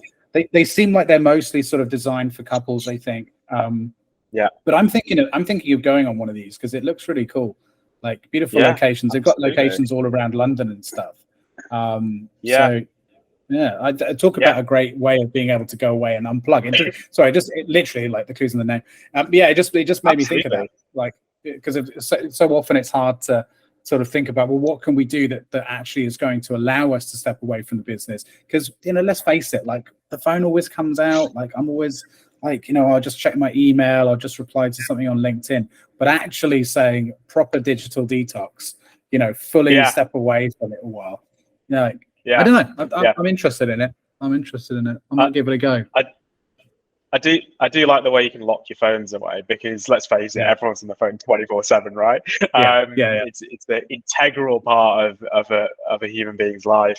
But definitely for sure. Like we've had the odd break here and there on the weekend, but we've taken our daughter with us, so it's kind of like a relaxing experience.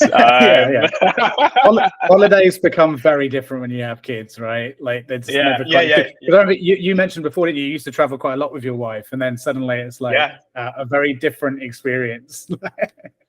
Massively, should I say? Yeah. No, we basically said, when you've got like a young child or like baby toddler, it's just same shit, different location, right? So you just go to a different place, and you've got to deal with the same things as like Yeah. so it's just, but yeah, look, I think it's definitely important for sure to kind of have that change of scenery for sure. Well, that's it, and that's the thing. Like, it's not the way I see it is it's not really a holiday for you, right? Ben, it kind of is. Yeah. You can relax a bit because you're not at home. You haven't got to maybe take care of the home duties, so at least you're sort of removing yourself from like the domestic side of things, and of course work. Yeah. So you are relieving yourself of that, but you're still a parent. You're always going to be a parent. That can never stop. Even if you get a babysitter or something, you still sit wherever you are worrying. Like, at least to a degree. Yeah. Maybe after a couple of hours I might forget and then just not care, but yeah. Anna might still be there worrying for the rest of the holiday. I'll be like, no, fuck it, like we're here now. But like, really, I think that the holiday experience is a lot more for them, right? That you want them to experience those things and different, not just see the same four walls at home or school, actually go out there, meet different people, try different things. That's what it's really all about, isn't it? Like, I really want this year, if we can, to take my son to, actually probably won't be this year, probably next year, but take the family to Disneyland Paris. Like, that would be a beautiful experience. And that's a completely like, I was going to say that's a completely selfless holiday because it would be for them, but actually, I don't know. Actually, I think I really bloody enjoy it. I'm actually thinking about it. You enjoy it as well. Yeah. I think it's just I really want to go. Now I think about it. Yeah. Shit. Yeah. Okay. Well, like, hey, don't tell them that. Yeah. Well, but see, that's a good example of a holiday, I think, where you can all sort of get a lot out of it. But you definitely can't. The 5-star resorts, though, suddenly there's a slightly different element to that.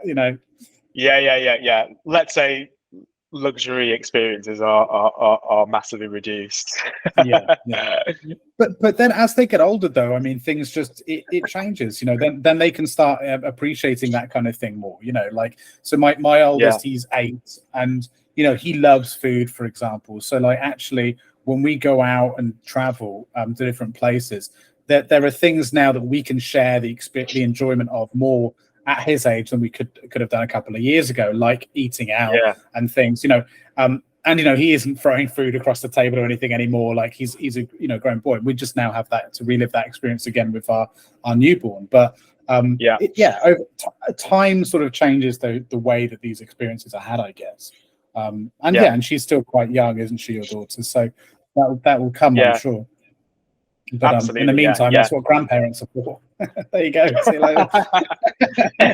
Absolutely. I think or going to hotels where they've got like crashes that you could you could drop the kids off. That's like good to have. Definitely. Yeah, and if they really become a problem, just put them up for adoption. I mean, then the problem solved. But no, there were definitely some nice solutions out there. But there's one thing that someone was telling me about, like, or I've heard about for ages, but someone was telling me about. I've heard about for ages, like these holiday camp type things. I don't know, man. I don't think I could do those. Like the ones in the UK, sort of the Butlins, the Pontins, that kind of thing. Something about it just doesn't. I don't know. I get the appeal for the kids, but I think for me, I would go a bit crazy. Do you know what I mean? Yeah. I think so, I think Centre Parks is another one that's quite big with that's another one, families, isn't it? I think for me, if I'm going on holiday, I prefer to go abroad. I think just even if it's just somewhere like fairly not too far away, but the ability to feel as if you can disconnect from your current like life, or like view, should I say, right? Is it kind of more of a psychological thing that, like, getting on a plane or just traveling across the sea, it kind of makes you feel like you are actually on holiday? Is it that kind of thing? Yeah, totally. And then just warmer weather, I think, as well. I think everything's just a lot more nicer. Yeah. No, change of scenery for sure. I think in a warmer climate. There are some really lovely places in the UK though. Like, where did my wife surprised me with something? I think it was So it was before, a couple of months before we were due with Miles. She sort of surprised me, and she was like, "Hey, I've booked us on this thing. I thought it'd be really nice for us to have like one final experience for the long time, at least, without a child." And she booked a really beautiful hotel. I can't remember the name of it now, but it's a really beautiful like spa hotel, and it was like shockingly stunning scenery and stuff. And this was in the winter. It wasn't by any means beautiful weather, but it was just stunning scenery. Like, like how some people like they talk about traveling to the Highlands, for example, and they see, although it's gloomy and everything, it's just beautiful. And there was something about it that I actually really did feel myself switch off. I didn't think I would, but I really did actually feel myself switch off for the first time in a long time. Especially around, because we were going through a lot of complications with the pregnancy, health concerns, and this, that, and the other. And it was really good for us. So that was surprising. So you never know. There are places, I think, nationally that can have a similar effect. But you just need to find them, Definitely. And getting a back I think stuff. I think getting a massage would be good. No, for sure. Like, I think we've been to a few places in like the Cotswolds and like the New Forest. Great places actually. So that's all good. Yeah, but a pool and a margarita though, like The Canto. I guess it's different experiences, aren't they? But I'm definitely going to give this Unplugged thing a go. I think I'm looking forward to speaking to this guy as well when he comes on and picking his brains as to how he did. There was someone actually else that I know. I keep referring to other episodes, but they're all starting to like connect now in these really cool ways. But there was this guy I had on recently who. We didn't actually mention it during the podcast. Funny enough, we had it in a separate discussion. But when I first met him, when I first had a meeting with him to talk about his business and so on, he was in a van, and he's based out in Portugal. This is Adrian Ward for anyone who's listening. The previous episode, and he was in a van, and I was like, "Where are you?" And he's like, "Oh, I live in Portugal, and basically I've just turned a van into a portable office, and I just drive out into the country wherever I feel like it. I stop the van, and that's my office for the day." And he's like panned the camera out, and there's just this beautiful scenery, and he's just parked up, and he's got like a satellite to get Wi-Fi signal, and he says, "I get better Wi-Fi here than I do at home. It's brilliant." I was like, that's a bloody business idea right there. Like, talk about a great idea for a business, like mobile offices. Amazing. I can just imagine like driving around the neighborhood, picking up a few founders and office workers. I'm like, right, today we're heading off to this beautiful location. This is your office for the day. Like, how amazing would that be? That'd be absolutely amazing. Yeah. I would love to do that. Probably wouldn't work in the UK though. It'd be pissing rain all the time. I have to watch the video, definitely. Yeah, well, that's the thing. We don't actually talk about it in that annoyingly. And when he's in there, we spoke about it on a different conversation offline. And I think actually when he's in the call for the actual episode, when he's in the call, I think he's in his home office, which I was really gutted because I wanted to ask him about it and for him to like show us around. But oh well, never mind. Maybe I'll get him on again, and I'll say to him next time you come on, make sure you're in your mobile office. Yeah, amazing. I thought it was such a great idea. It kind of made me think I need to do that as well. Yeah. My office is in my living room, so. Yeah, absolutely. Yeah. Have you got your own? You said you've got office spaces you rent out or something, or you like do a share? Well, yeah, we're based out of King's Cross in like WeWork. Actually, we just use like the all access membership.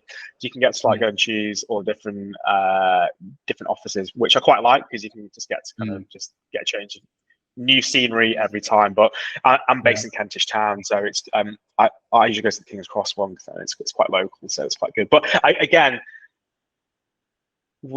was working from home. And my wife works from home quite a lot as well, and obviously having a kid as well. She's at nursery now, but still, I think having that space to kind of just, that headspace to think really does help. For me, for sure, having that. No, I agree.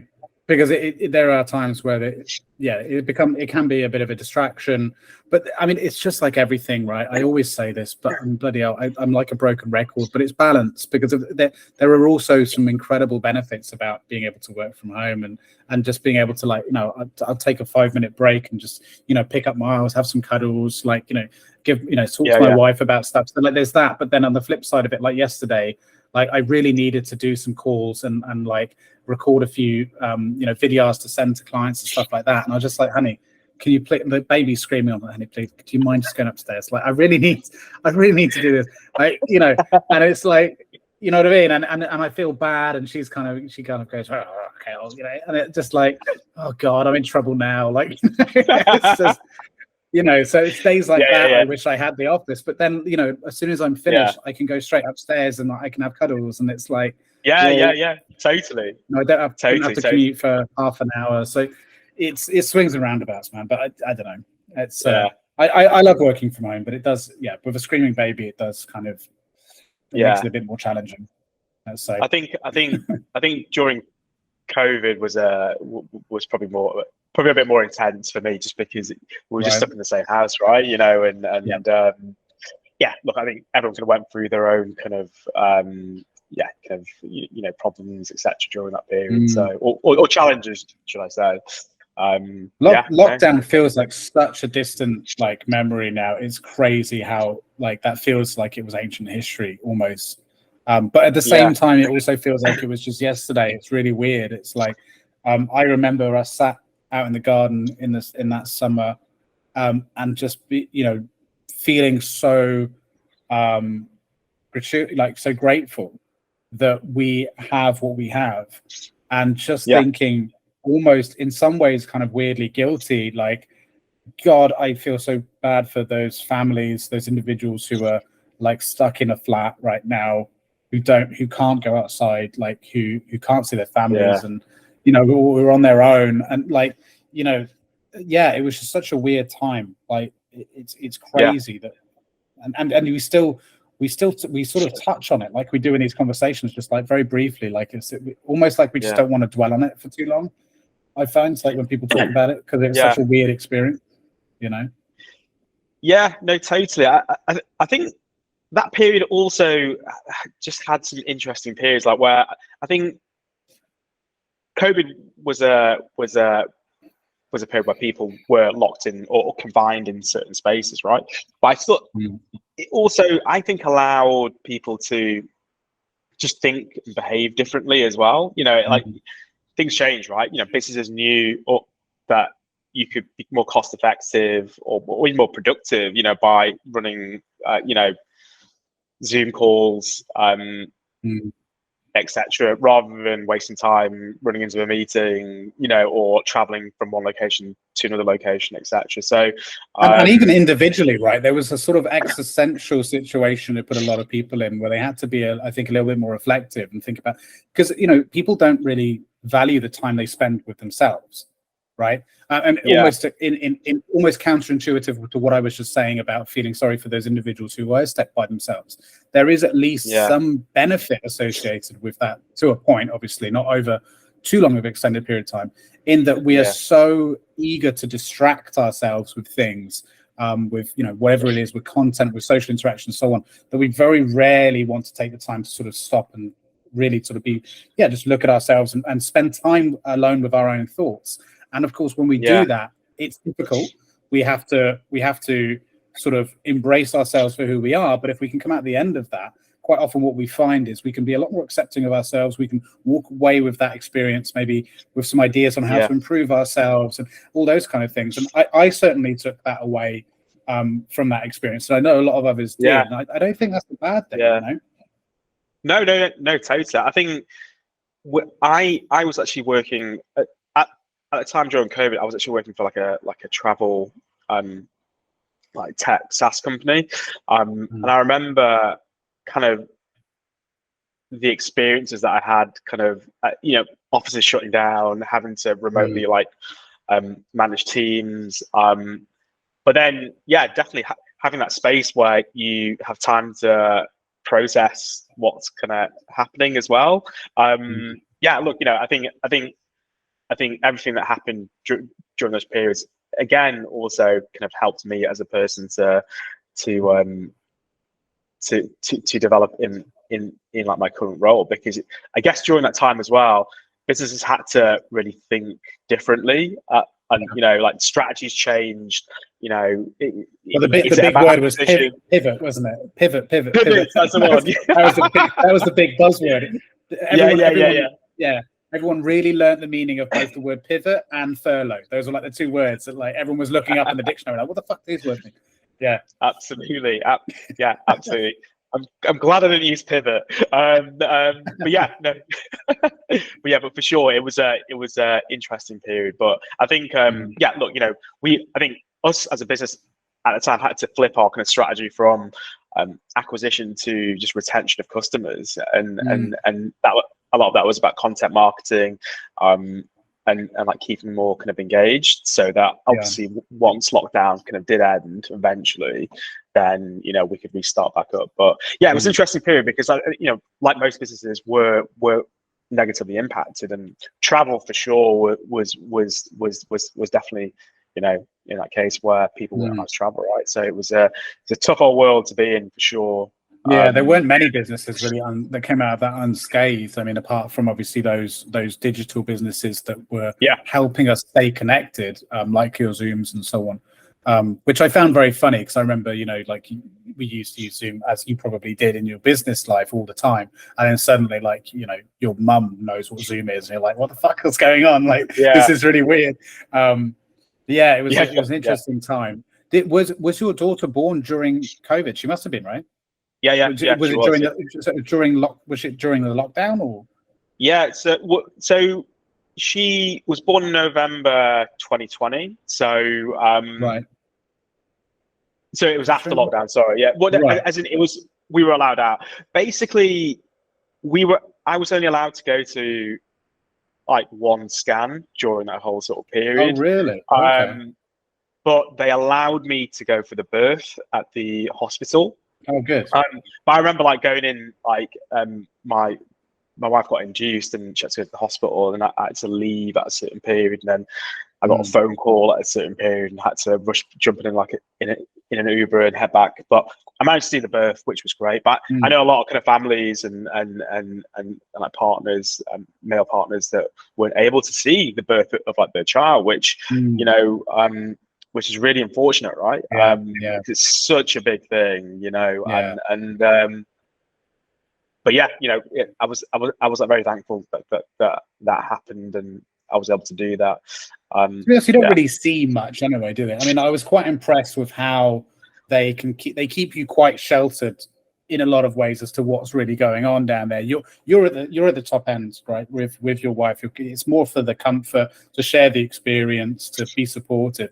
I think there's a lot of misconceptions, like for anyone listening or watching this, that thinks like, oh God, I wouldn't want to see it. Like, you don't really like see it, right? You're there for all the important moments. Like, you're surrounded by a lot of professionals, because I mean that's a mind-blowing thing, because we were induced as well, and I think even during non-induced labor, you're surrounded by a lot of people. Like, there's a lot of people in the room when the shit goes down. Like, and nothing really prepares you for that, because you have this in your mind of quite a sort of what's the word I'm looking for? Intimate experience with you and your wife, and like maybe film or TV sort of makes you think there's a doctor there and a nurse. There can be like upwards of 8 people sometimes in the room. Totally. And for us, we actually had to go C-section because of the induction wasn't quite sort of doing what it needed to do.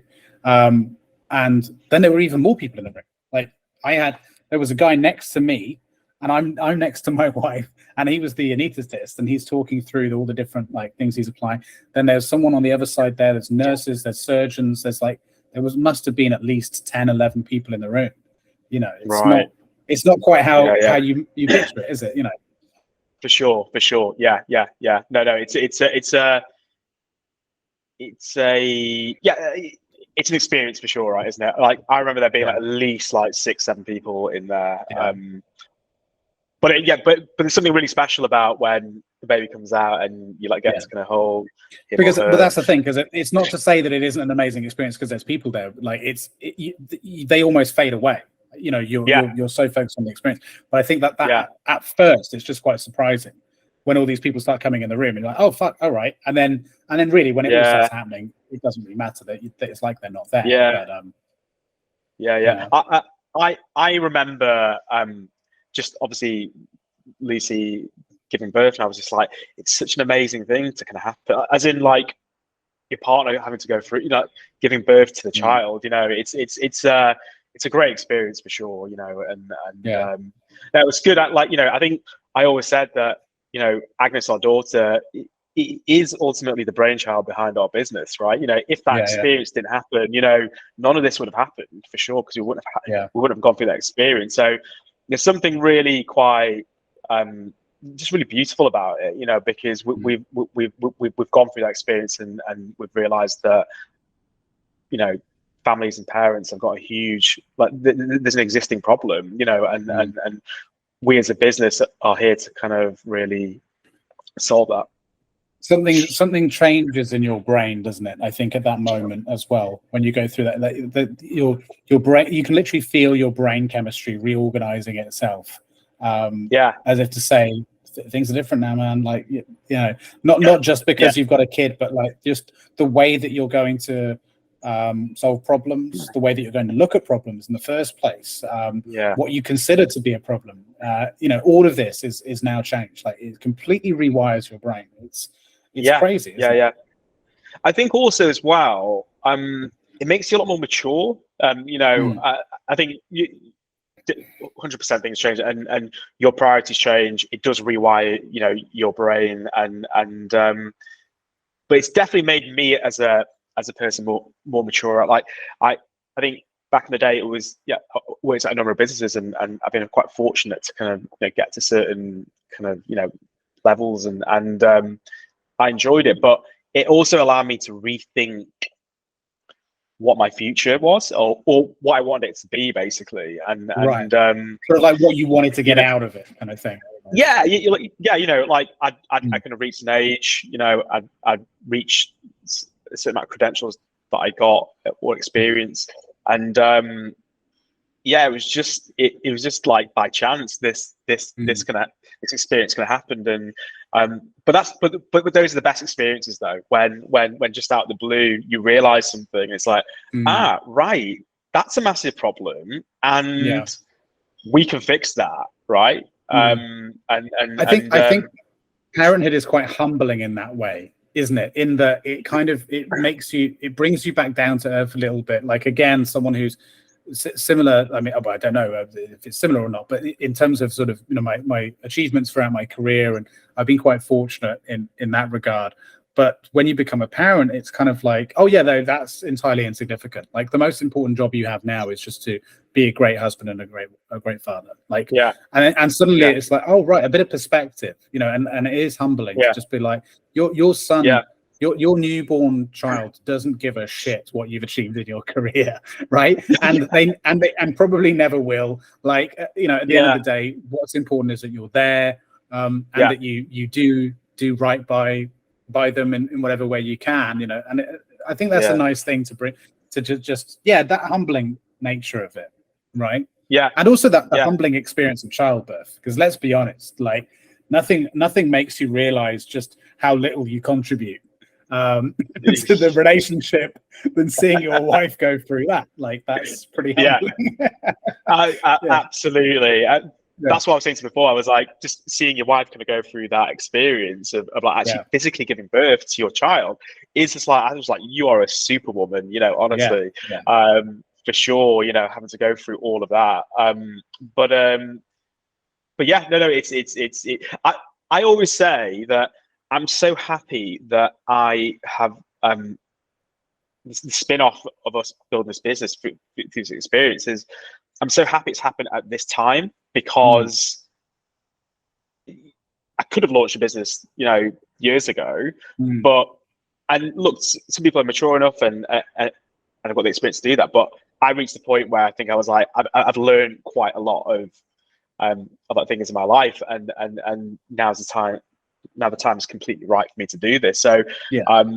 The yeah, stars like, you know, aligned. yeah. Stars aligned. I look forward to getting up and going to work. I enjoy what I'm doing. I'm passionate about working with our partners, and like building relationships with those guys. I enjoy like hearing back feedback from our customers about our product, and positive feedback, and even some areas for improvement. It's just amazing to hear, because it just validates what, like, our idea from years ago. Like, we had this idea years ago, and we thought it would solve a problem, and we had a good idea that it did.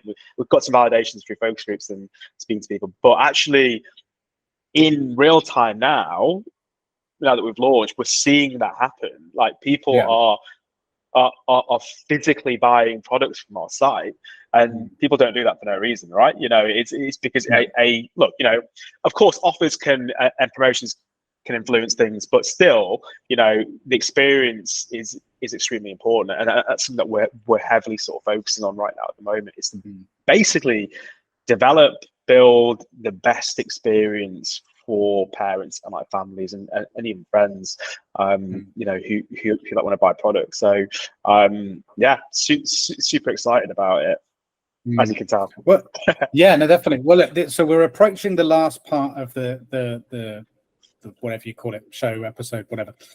So this is the last bit of structure. As you can tell, would like to talk about all different things. So, but no, what I've been doing then in this thing, and I still haven't completely nailed it, to be honest, what this is. So it's not really that structured, even as a form of structure. So I'm quite keen to ask at the hello. I'm quite keen to know. You're right. What's that? Sorry, yeah, it's bad now. Sorry, Karen. That's all right. Okay. So yes. So basically, what I've been doing in the last few episodes is asking my guests what, in a roundabout way, sort of what are some key lessons you've learned in your journey so far that you think that it's valuable to put out there and share, maybe to encourage people to follow, or maybe to as warning signs as to not to repeat. But there's one, actually, I want to do something slightly different with you, because that is an open one to you as well, but also as an additional one for you, you have talked quite a lot about the fact that you validated your product and so on. That, I think, to a lot of founders, I've seen firsthand on Reddit and places where it seems like quite a mysterious thing, like how to go about that. People will have ideas, they'll build their products, and they're like, now what the fuck do I do? How do I go and validate this thing? So maybe you could shed some light first on some good practice, like good advice, good tips you would give about how to do that, and then maybe anything else that sort of covers that topic. So I know, quite broad. This is the type of structure that I could have introduced, but at least it's something. It's all good. It's all good. I think so. Just to kind of kick off your first kind of questions. For me, we had this idea of our business 2 years ago, and then we were actually developing it and getting it all ready last year. For me, I think it boils down to self-belief. I think believing in your vision. For me, it was just, we had people, like some people who we spoke to were like, "You're crazy launching a startup in this period. It's a challenging environment, etc. The business folding left, right, and center." For me, there was only just one direction, and it was like, of course, look, you have to plan for things that could happen, etc. But my mind was just so hardwired on making this business a success that I didn't really have room to think about, what could happen. From a negative sort of perspective. So for me, it's like a stubbornness. Probably, probably, like being totally open about it. Yeah, for sure. And I probably, because I just believe in it so much. And so for me, my advice to any of the founder is to just continue to believe in your vision and take advice from people, but ultimately follow your own dreams and no one's going to help you get from A to B. Like, no one's going to do that work for you. It will be you as the founder to get off your ass and make it happen, basically. Yeah. And whilst I was hearing comments about the economy, etc., it's a shit time to launch. I just didn't care. I was just like, look, I know the direction that we're going to. I know exactly what we're doing, and I believe in it. And most importantly, I've got the right network behind me to support me. So that was my friends, family, our advisors. We spoke to investors at that early stage of the time, and a lot more like come back later, probably to de-risk and make sure that we could actually get the business off the ground, and we have the right skill set and drive to make this happen. Ultimately, drive sales and revenue, right? Yeah. But yeah, look, top level, that's kind of what I would say.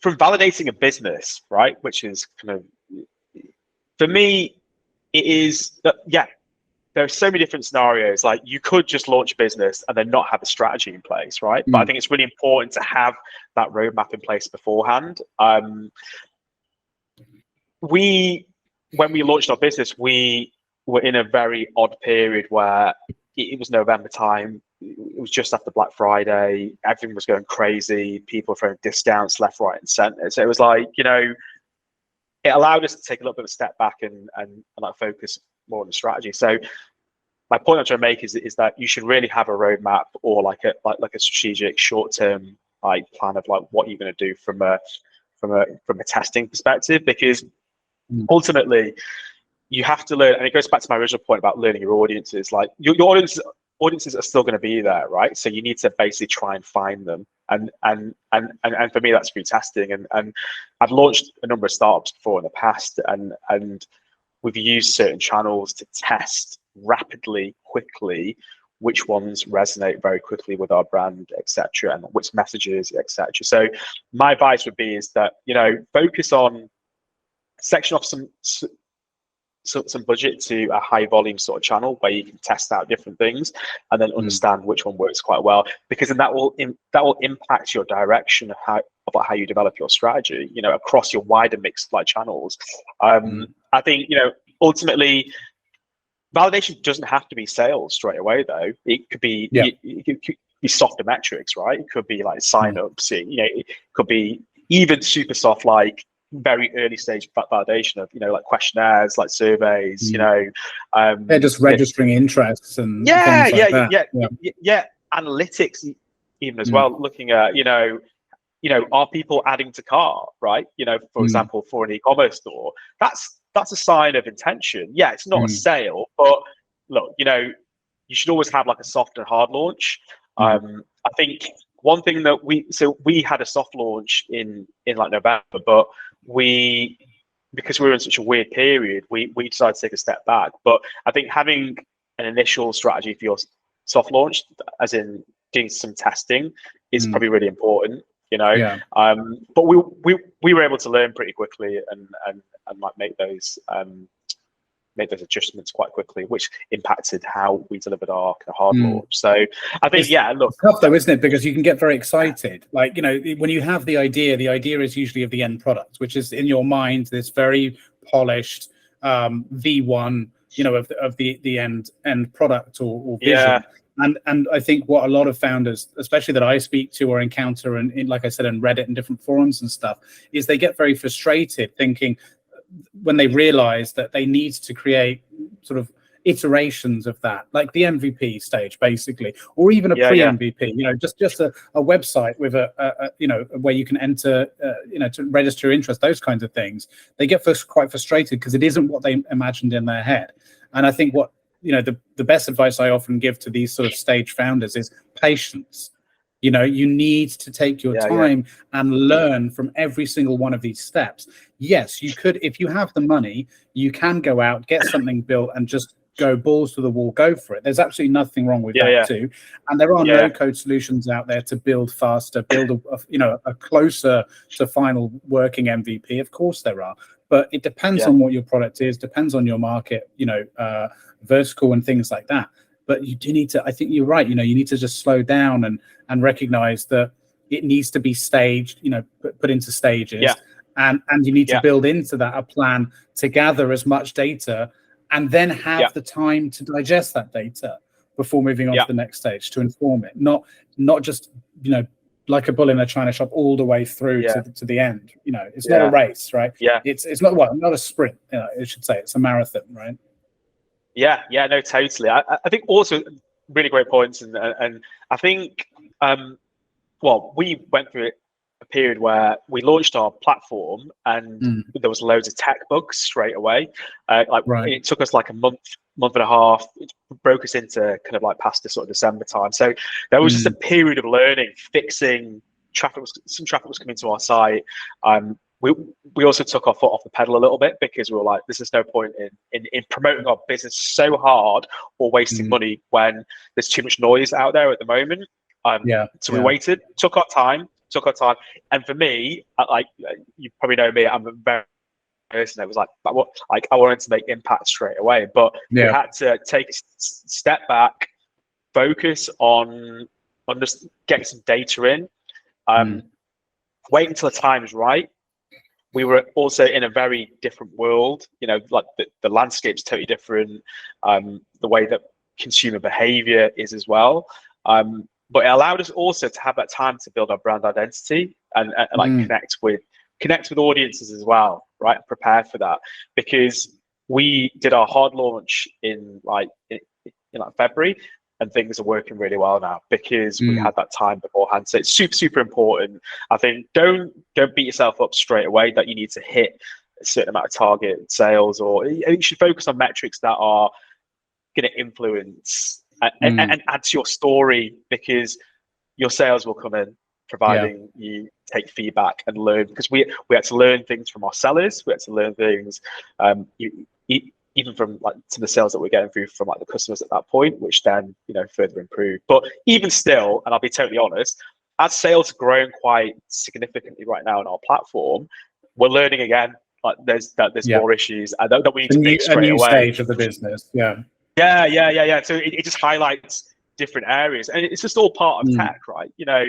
Tech, you can build the best tech, but there'll be times where some of it does break and it'll impact everything else basically. So it's all part of parcel, isn't it, really? But it happens in waves basically, doesn't it? Like you get the big wave crashing in, and then the tide has to go out again, and it's during that time that you need to sort of take stock and evaluate everything, and then try and implement everything you can back into the next wave that's coming up. It's something that I think, as much as we can sit down and sort of almost try and pinpoint it and give advice on it, I think ultimately it's so different depending on each particular solution and market and scenario and individual, that you have to really experience it to know. And then like you said, having advisors or taking advice from those that can talk to your specific case can maybe help you pin it down and get it under some sort of control. But it is difficult, isn't it, to sort of sit there, because as we know in sales, in startups, like every plan is usually thrown out the window soon after you sit down and pen it, right? Like it's very, very rare that things go the way you expect them to. But it's good to start somewhere, though, for sure. But I always say that like the number one action is speak to your potential customers. That's if all else you haven't got a clue what else to do and how to start your business, that's the first thing. Because at the very least, they might save you a lot of ball ache and heartache by just saying it's a terrible idea. They might. And if in that case, come up with a new idea. But if they do say it's a good idea, well, then you're off to the races. It's a good place to start, isn't it?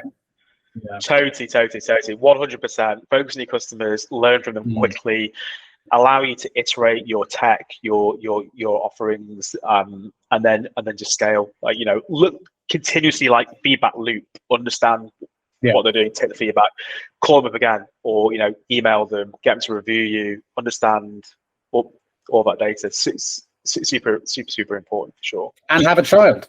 That's clearly a very important element to being a successful founder as well. Have a child, because they'll give you the idea that that blows up.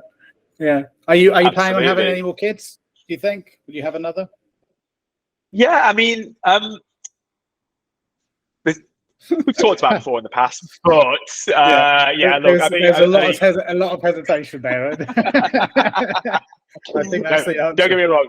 I'm like quite happy with our daughter. And we've got to a point now where we are really continue to be focused on our business, but we're comfortable with what we're doing right now at the moment. Yeah. So you found a nice balance for now. So like never say never. Of course. But at the moment, you know, our ambition and like drive and focus is to make this a major success.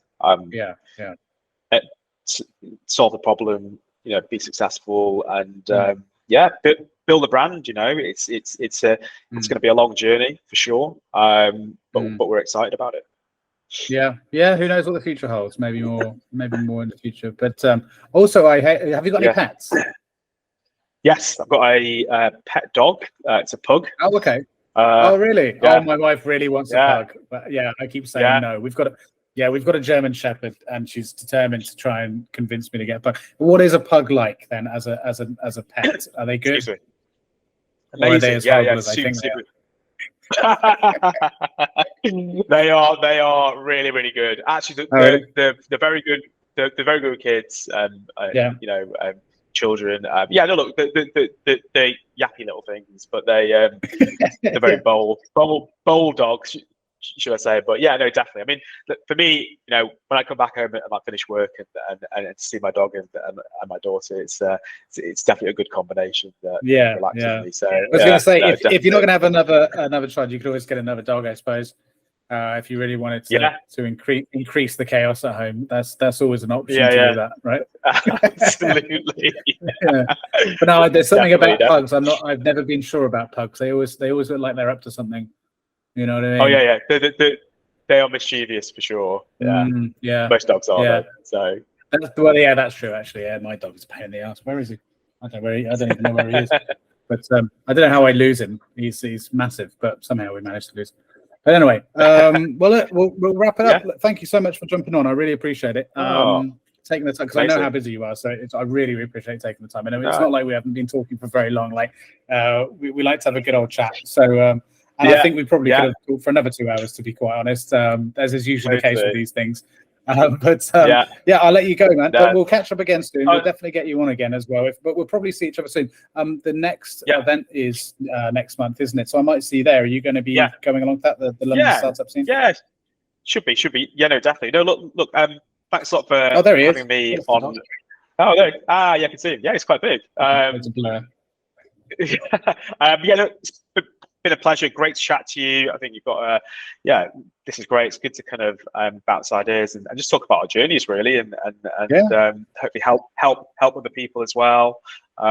Give advice and live experiences. So it's great. I hope so. I think you know, there's a lot of people out there can learn a lot from you and what you've talked about today, because it's really inspiring, and there's a lot of you've laid out a lot of really useful sort of nuggets, I think, as well, that people can take from that. But more than anything, I hope just people enjoy the conversation. You know what I mean? Like, absolutely. As much as we do. So but all your information will be in the description of the video, so people can check you out, so people can on LinkedIn, and your wife / co-founder, and of course bndle as well. I'll put the website in there so people can go and check it out. And like I said earlier, a message to investors again: give your money to bndle, because of you should, and if you don't, then you're an idiot. And that's the end of that. That's my pitch for bndle. But I always say we're the next generation of like marketplaces for like modern families. So get involved. That's probably a much better pitch than my one. Yeah, don't invite me to pitch for you in future. I fuck it up. But no, that's good. Well, I'll see you at the next event. Absolutely. And take care, and give my love to your family, and I wish you continued success with everything with bndle. I hope it just continues the upward trend that it's already doing. Thank you very much. Yeah, take care. Great to have me. Thanks a lot. Take care. See you now. Bye-bye. See you later. Have a good weekend. Bye-bye. You too. See you. Bye. Thank you for watching and/or listening. Please like, subscribe, and join the conversation in the comments below.